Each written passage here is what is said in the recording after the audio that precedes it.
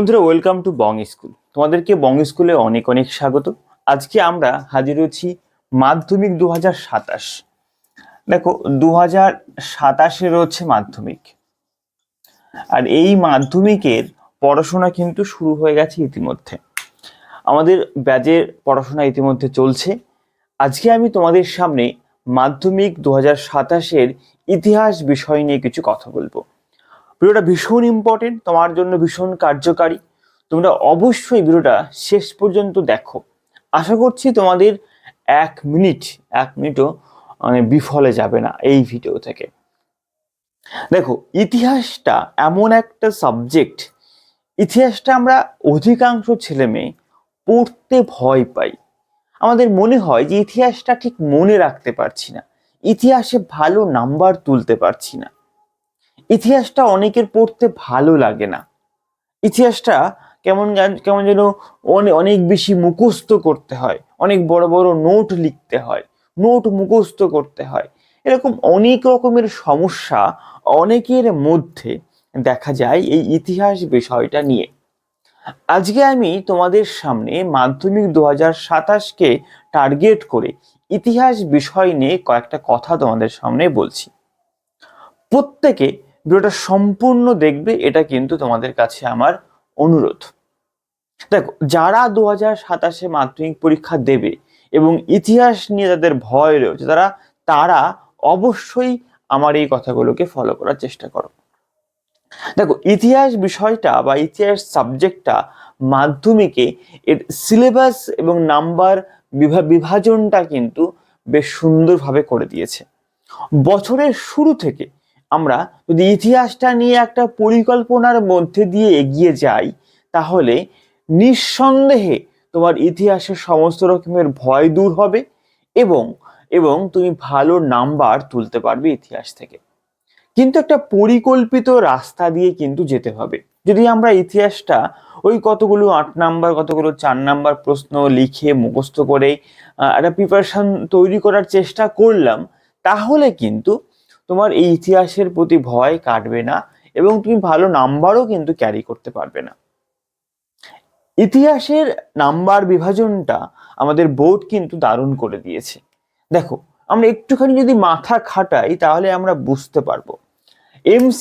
এমসিকিউতে 20 নাম্বার দিয়ে দিয়েছে ইতিহাসে, এমসিকিউতে 20 নাম্বার, এসএকিউতে দিয়েছে 16 নাম্বার। এটা টোটাল সিলেবাসটা আমি বলছি। আমাদের বছরের শুরু থেকে এটাকে মাথায় করে এগোতে হবে, ঠিক আছে? ইউনিট টেস্ট বা ইন্টার টেস্ট নিয়ে আমাদের বেশি মাথা ঘামিয়ে লাভ নেই। 2 মার্কের কোশ্চেনে দিয়েছে 22 নাম্বার, 4 নাম্বারের কোশ্চেনে দিয়েছে 24 নাম্বার, 8 নাম্বারের কোশ্চেনে দিয়েছে 8 নাম্বার মাত্র। বুঝা গেছে? আমি দেখেছি অনেক টিউশন টিচার, অনেকে আছেন যারা সারা বছর ধরে না 8 নাম্বারের কোশ্চেন লিখে যাচ্ছে। 8 নাম্বার লিখে 8 নাম্বার মুখস্থ করছি, 8 নাম্বার নিয়ে খুব টেনশন করছি, এরকম আমি দেখেছি। কিন্তু তুমি দেখো তো, আমাদের যে 90 নাম্বারের মধ্যে যে পরীক্ষা হবার কথা ছিল, তার মধ্যে শুধু 8 নাম্বারের কোশ্চেন শুধুমাত্র একটা লিখতে হয়, একটা 8 নাম্বার থাকে। বুঝা গেছে? তাই সবার আগে আমাদেরকে নাম্বার বিভাজনটা ভালো করে বুঝে নিতে হবে যে কোন কোন নাম্বার আমাদের কতটা থাকছে। বুঝা গেছে? এবং এর সঙ্গেও এটাও বলছে যে এই যে 20 নাম্বার এমসিকিউ আসবে, এই 20 নাম্বার কোন কোন অধ্যায় থেকে আসবে, কোন অধ্যায় থেকে কত নাম্বার আসবে, সেটাও কিন্তু বোর্ড আমাদেরকে বলে দিয়েছে। দেখো, একটুখানি আমি তোমাদেরকে হিসাব করে দেখাই। এমসিকিউ 1 নাম্বারের কোশ্চেন, এসএকিউ 1 নাম্বারের কোশ্চেন এবং 2 নাম্বারের কোশ্চেন থাকে। এদিকে দেখো, যদি আমরা একটুখানি হিসাব করে দেখি, এদিকে বলছে 20টা এমসিকিউ, 16 হচ্ছে এসিকিউ এবং 22 হচ্ছে আমাদের 2 নাম্বারের কোশ্চেন। শর্ট প্যাটার্ন, এগুলো সবই শর্ট কোশ্চেন। যদি আমরা শর্ট প্যাটার্নটা হিসাব করে দেখি কত হচ্ছে, দেখো তো, 20 20 40 আর 6 2 আছে 8, এদিকে 10, তার মানে আমাদের টোটাল 58 নাম্বার। ভাবা যায়? 58 নাম্বার থাকছে আমাদের ইতিহাসে শুধুমাত্র শর্ট এসএকিউ, এমসিকিউ এবং 2 নাম্বার। যদি আমরা সারা বছর শর্ট পড়ি, তাহলেও কিন্তু আমরা 58 নাম্বার পেতে পারি। আর এই শর্ট অনেকের কাছে মনে হতে পারে যে অনেক শর্ট পড়তে হয়, শর্ট কমন আসে না, মানে অনেক রকমের ভাবনা চিন্তা আমাদের মধ্যে থাকে, কিন্তু ওরকম কোনো ব্যাপার নেই। যদি বছরের প্রথম থেকে পরিকল্পিতভাবে পড়ি, তাহলে দেখা যাবে আমাদের এই শর্টও আমরা কমন পাবো এবং প্রত্যেকটা শর্টের সঠিক উত্তর করে আসবে পরীক্ষার খাতাতে। বুঝা গেছে? এই ব্যাপারটা আমাদেরকে সবার মাথায় আনতে হবে যে আমাকে ইতিহাসে ভালো নাম্বার পেতে গেলে পরে আমাদেরকে এই বড় বড় প্রশ্ন ভুরি ভুরি না পড়ে আমাদেরকে শর্ট পড়তে হবে সবার আগে। বোঝা গেছে? 4 নাম্বারের কোশ্চেনে থাকে মাত্র 24। আমরা যে প্রশ্ন নিয়ে সব থেকে বেশি ভয় করি সেই প্রশ্ন থাকে সব থেকে কম নাম্বার। যদি কোনো স্টুডেন্ট যদি সে 8 নাম্বারের কোশ্চেন পরীক্ষাতে নাও পারে, নাও লেখে, তাও তার কিন্তু স্কোর অনেক বেশি হবে। আর যদি কোনো স্টুডেন্ট সারা বছর শর্ট পড়ে, যদি কোনো স্টুডেন্ট সারা বছর পাঠ্য থেকে শর্ট পড়ে, তাহলে সে 8 নাম্বারের কোশ্চেন নিঃসন্দেহে লিখে আসতে পারবে এবং সেখানে 8 না পেলেও 7 থেকে 6 নাম্বার অবশ্যই পাবে। বুঝা গেছে? আমরা এর সঙ্গে সঙ্গে একটুখানি আরো দেখে নেব যে দেখো, আমাদের ইতিহাসে মোট 8খানা অধ্যায় রয়েছে। 8খানা অধ্যায়। প্রত্যেকটা অধ্যায় থেকে নাম্বার কিন্তু আমাদেরকে বলে দিয়েছে। আমাদের সব পড়ে ফেলতে হবে একবারে, এরকমটা কিন্তু নয়। আমাদেরকে একটুখানি গুছিয়ে আমরা সিস্টেম করে পড়তে পারি। বুঝা গেছে? প্রথম অধ্যায়, 1 নাম্বার অধ্যায় এমসিকিউ থাকবে 2টো, এসএকিউ থাকবে 2টো, 2 নাম্বারের কোশ্চেন থাকবে 2টো। বুঝা গেছে? এবং 4 নাম্বারের কোশ্চেন থাকবে হয় 2টো। 8 নাম্বারের কোশ্চেন প্রথম অধ্যায় থেকে থাকবে না। বুঝা গেছে? আমাদের 2 নাম্বার অধ্যায়, দ্বিতীয় অধ্যায় থেকে এমসিকিউ থাকবে 3টে, এসিকিউ থাকবে 3টে, 2 নাম্বারের কোশ্চেন থাকবে 2টো। 3 নাম্বার অধ্যায় থেকে এমসিকিউ 2টো, এসিকিউ 3টে। 4 নাম্বার অধ্যায় থেকে এমসিকিউ 3টে, এসিকিউ 3টে। 5 নাম্বার অধ্যায় থেকে এমসিকিউ 2টো, এসিকিউ 2টো। 6 নাম্বার অধ্যায় থেকে এমসিকিউ 3টে, এমসিকিউ 3টে। 7 নাম্বার অধ্যায় থেকে এমসিকিউ 3টে, এসিকিউ 3টে। 8 নাম্বার অধ্যায় থেকে এমসিকিউ 2টো আর এসিকিউ 1টা। বুঝা গেছে?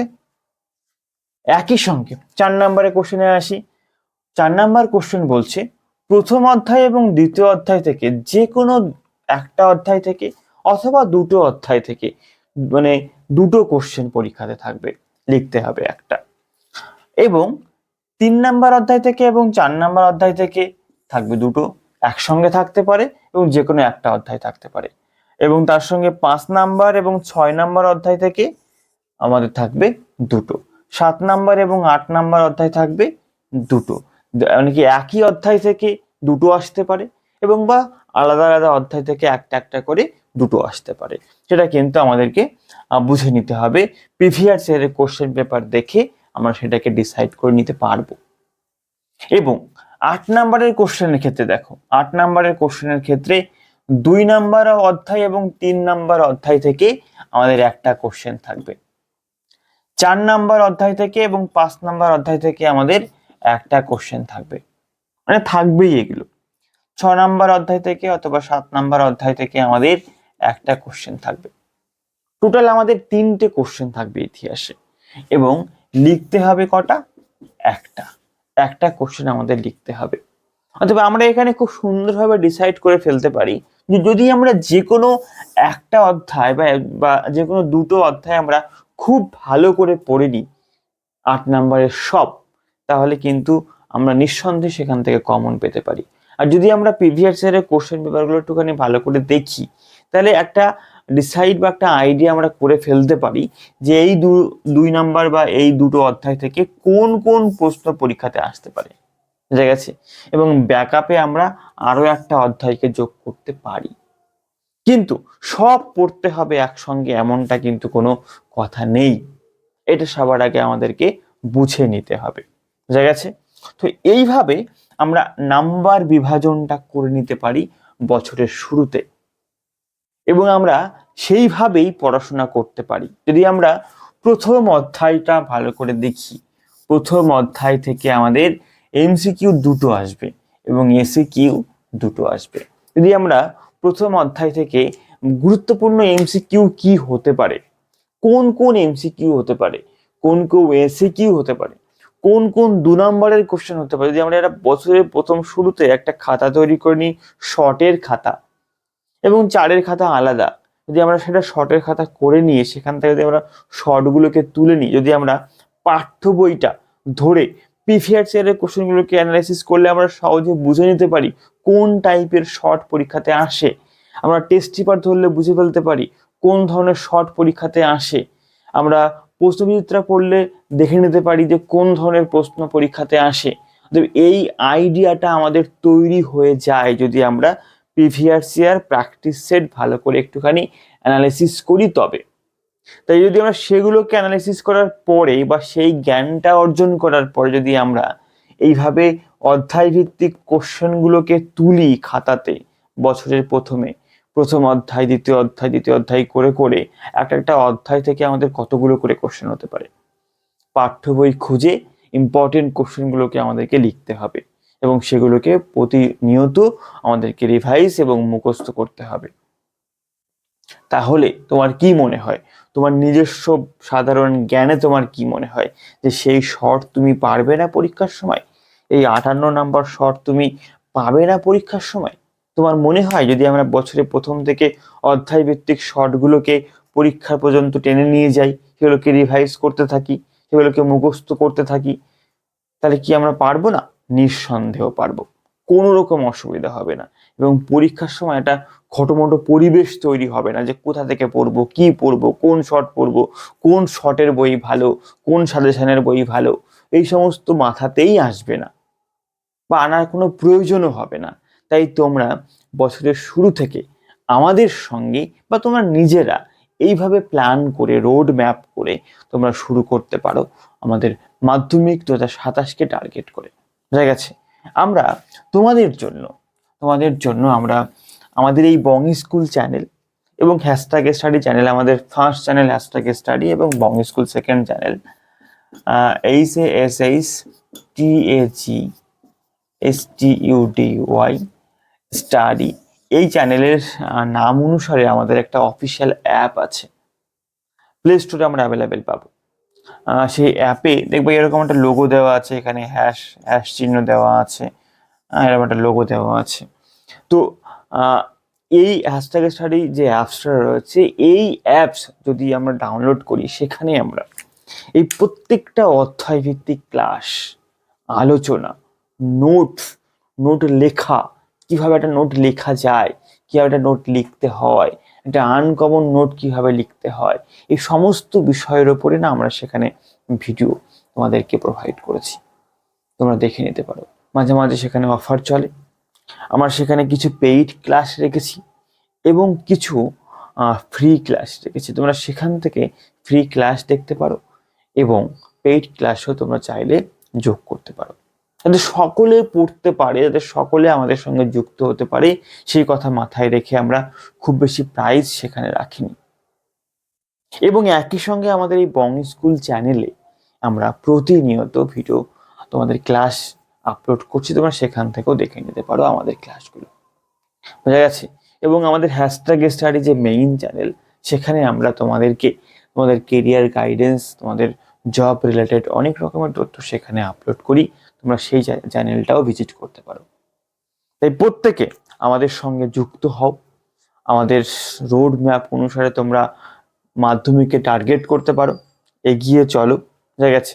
আশা করছি তোমাদের ভালো ফল হবে, ভালোভাবে তোমরা ভালো একটা পজিশন তৈরি করে নিতে পারবে নিজের পরীক্ষার আগে এবং নিজেকে আরো ভালো জায়গায় প্রতিষ্ঠিত করতে এগিয়ে যেতে হবে সামনের দিকে।